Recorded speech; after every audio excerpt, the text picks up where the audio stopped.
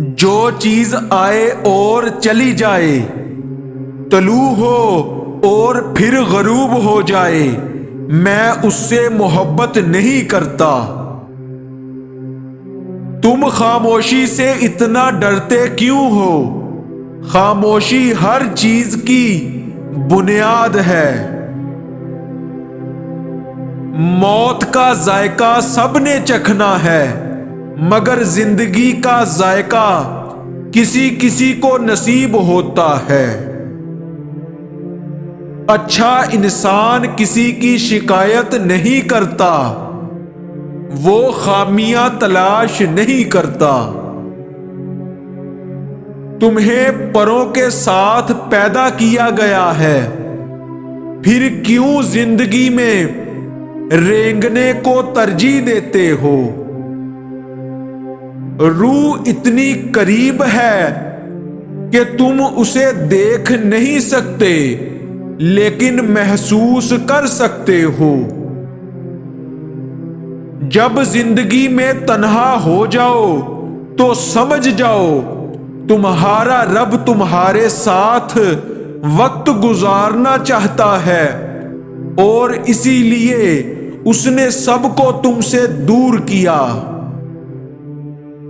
تم استغفار کی عادت ڈال لو، اللہ پاک تمہاری ہر کمزوری کو قوت میں بدل دے گا۔ جس جگہ ویرانی ہو وہاں خزانے کی امید ہوتی ہے۔ چار چیزیں اللہ کو نہایت پسند ہیں: غریب کی سخاوت، جوانی کی عبادت، گناہگار انسان کی توبہ، اور دولت مند انسان کی عاجزی۔ انسان جب کوئی گناہ کرتا ہے تو آگے پیچھے دائیں بائیں اچھی طرح دیکھ لیتا ہے، بس اوپر کی جانب نہیں دیکھتا۔ صبر انسان میں محبت اور سکون محسوس کرنے کی صلاحیت بڑھاتا ہے۔ زندگی کو ہمیشہ امانت سمجھو، کیونکہ یہ عنقریب چلی جائے گی۔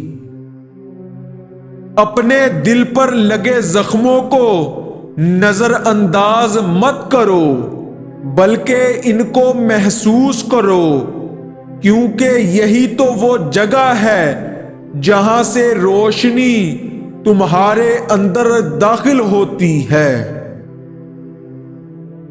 پڑھنے سے انسان سیکھتا ہے، لیکن سمجھنے کے لیے محبت کی ضرورت ہوتی ہے۔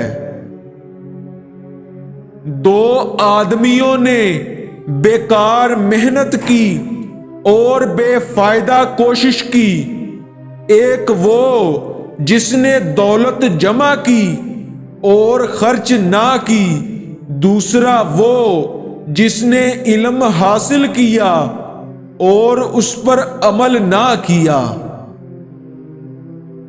یہ بھی انسان کی سب سے بڑی بدقسمتی ہے کہ اسے اللہ سے دعا مانگنے کا وقت نہ ملے۔ بے وقوف ترین انسان وہ ہے جو اپنی بد کلامی پر فخر کرتا ہے۔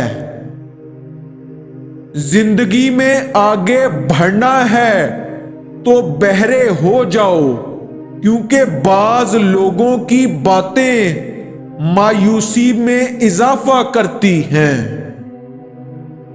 گھر میں خیر و برکت لانا چاہتے ہو تو گھر سے دو چیزیں نکال دو۔ گھر میں دیواروں پر لگے جانوروں کے نقش، بلا مقصد گھر میں پالا ہوا کتا، ان کی وجہ سے خیر و برکت کے فرشتے نہیں آتے۔